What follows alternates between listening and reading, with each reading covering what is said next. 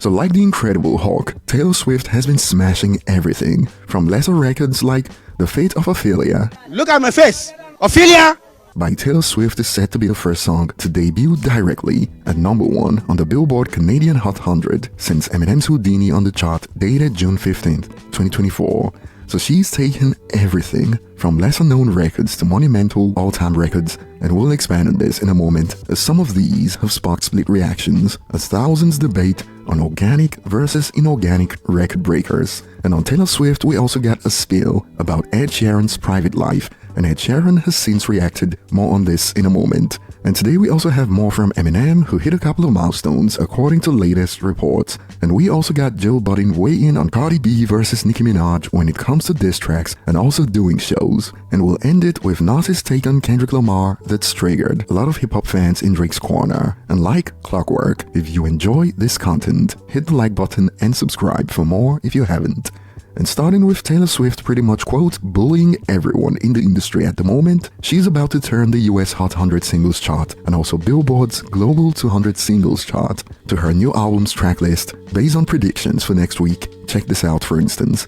Taylor Swift is currently on track to become the first artist to claim the entire top 10 on the Billboard Global 200, as 10 tracks from The Life of a Showgirl is projected to debut in the top 10 based on midweek data, and her lead single The Fate of Ophelia is also set to break records on the chart. Taylor Swift's The Fate of Ophelia is expected to become the first single ever to debut at #1 on the Billboard Hot 100 without any pure sales, aiming for well over 600,000 in units based off of streaming alone. However, this is the record that sparked the heated debates.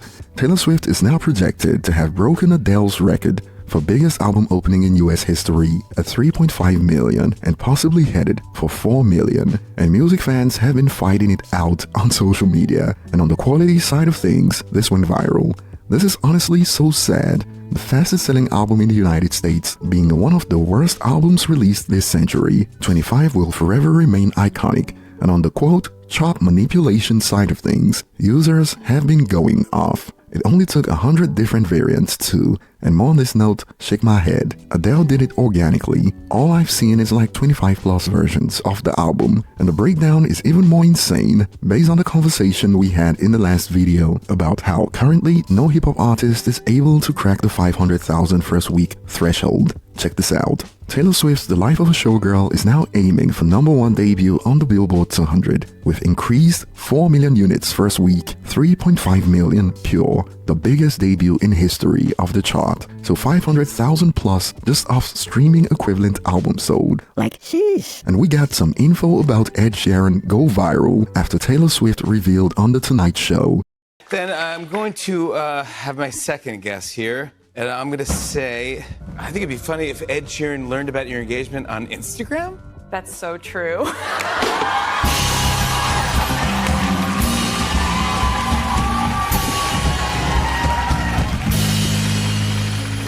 Oh, no! I have a perfect explanation. Oh, no! He doesn't have a phone. He doesn't have a phone. Didn't he write a whole album about an old phone that he had or something? But he doesn't have one that works. Yeah, true. That is true. So he doesn't have a phone, and this is like one thing I love about him. It's very eccentric. Love it. But when I'm going through being like, hey, who all should my we peeps call? Who should we FaceTime? I'm going through my texts and being like, who have I texted within the last like month of my life? And he just wasn't there because you have to like, How do you get a hold of him? The bat signal? You have to email him, and then if you want to set up a FaceTime, he has to find an iPad. They have to give it to him like he's a child that Yes. they give the iPad to. Yes, and he watches an episode of Bluey, and then... This is one of my absolute favorite people on the planet. I know, that's why I didn't guess that. And then when the news came out, I was like, oh my God, we forgot to call Ed. Oh no. That's my favorite. Yeah, he's like family. Like, of course. I love him, but he doesn't have a phone. And Ed has since reacted on TikTok. Hello from my allotted iPad time. This is factual. But apparently Ed already spoke about this in the past, but you know it took Taylor Swift for it to become news this time around when he explained why he doesn't have a personal smartphone. I haven't had a phone since 2015. I had the same number from like age 15, I think. I got famous and I had 10,000 contacts in my phone. People would just text the whole time. Well, even if it was in my pocket, I'd be having a conversation with you like this and it would vibrate. And my mind would not be in the conversation. It would go, oh, who is that? Until I take it out of my pocket and then I answer the text. And then suddenly our moment has ended and I'm in this. And now I find that there's no connection to anything. People can't reach me. I can't be interrupted. I go to dinner with my wife. I go to dinner with my dad. I go for lunch with my friends and I'm in it. So I got rid of it. I got an iPad. I moved everything onto email, which I reply to once a week. No one expects a reply to an email. It's a cultural thing where, you know, the WhatsApp tick happens and you have to reply. Whereas with emails, it's like, you're going to read it when you're going to read it and you're going to reply when you're going to reply. You remember a time where you didn't have a phone. I do too. You do too. Yeah. And you can live without it. You can. I have an email. And I answer the email whenever the fuck I want to answer the email. And moving on, according to latest reports, Eminem now has a global audience of over 400 million across all major social media and streaming platforms, making him the rapper with the biggest audience in the world. And we got more a few hours ago. Eminem has now earned 6 billion streams on Spotify in 2025 across all credits. He is the most streamed artist of the year to debut in the 90s, and this was met with takes like, and he is the most streamed in YouTube every year by a wide margin. And this year so far, from January to September, Eminem's amassed roughly 3.5 billion streams already and counting. So we got another 10 billion plus year on our hands from both platforms, just like he's done every year this decade. And check this out, the most relevant 90s artist today. And I don't know if we found MGK, Mariah, El Jamar or Benzino's burner account, can't say for sure. I like M, but his catalog is not good enough for this. And look what we have here, the police who gets to decide what's good enough for an audience of over 400 million people. What songs are people listening to warrant this? Only song I would still listen to is Mockingbird and Superman consistently. And we got some comedy gold. It is because he's white and raps fast.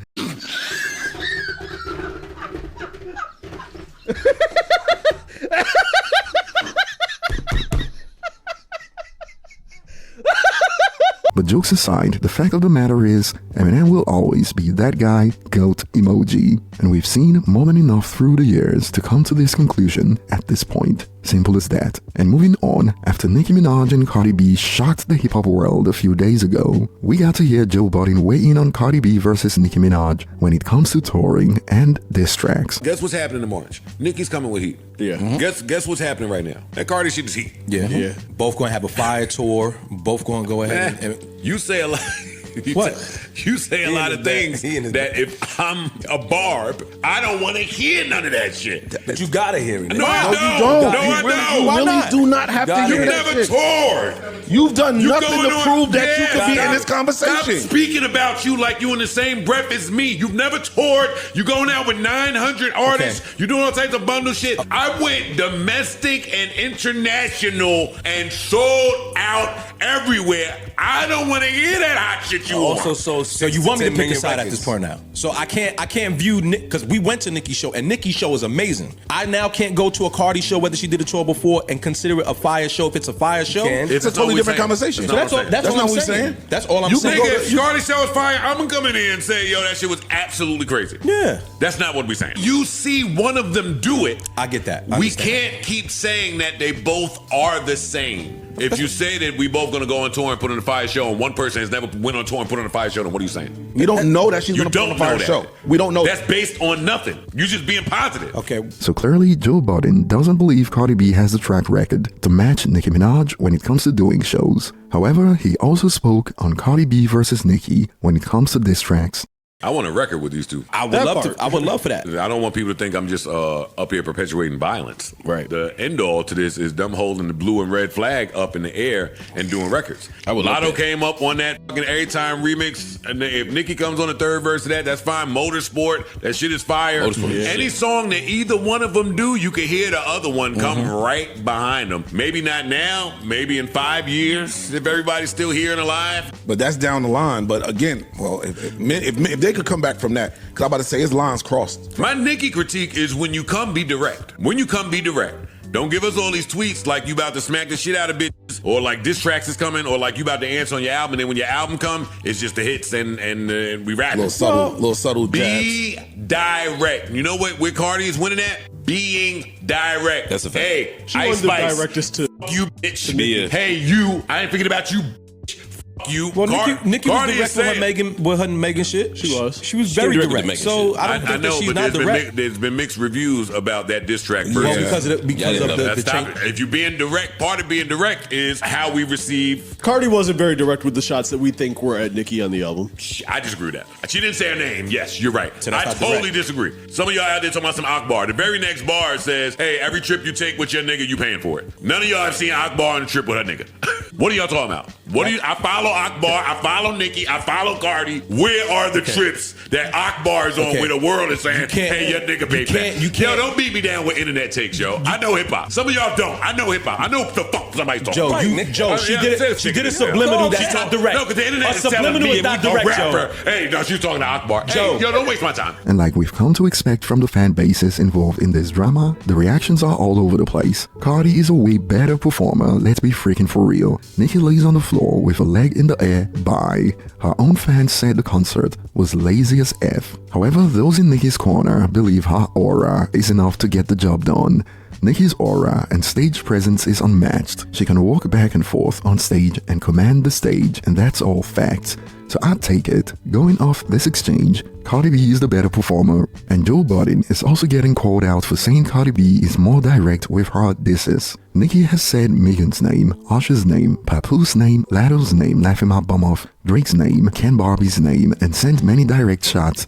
Cardi said Bia's name, and before we end it today, we got Nas out here indirectly triggering hip-hop fans in Drake's corner due to some comments he made about Kendrick Lamar a few hours ago. Check it out from the interview with Rolling Stone. Nas wants the world to see hip-hop legends as superheroes. And here's the segment that split fans. Your 2006 song Hip Hop Is Dead critiqued your era's hip-hop ecosystem like Kendrick Lamar's Watch the Party Die did recently. What overlap do you see? To which Nas responded, we all as artists love this art form and have our opinions on it. Kendrick is one of the brightest stars we've ever seen, and I don't only mean superstar, I mean like the North Star. I think he's one of those. Out of all the artists in this business, there is some that's not here for the art. When we see those people that are not here for the art damaging it, you're hurting the future of the art. So I think artists like Kendrick are going to speak out.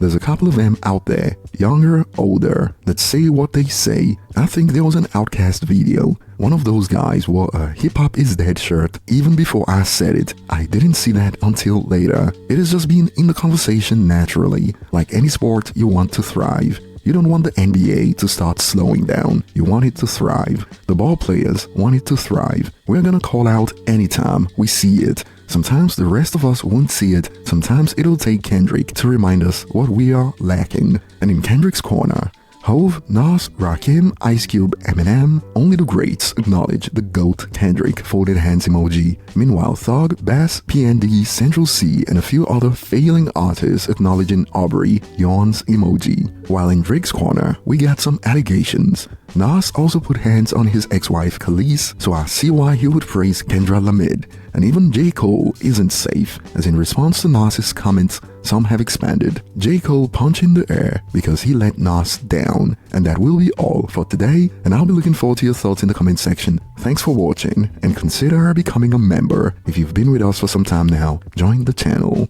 and I'll see you on the next one.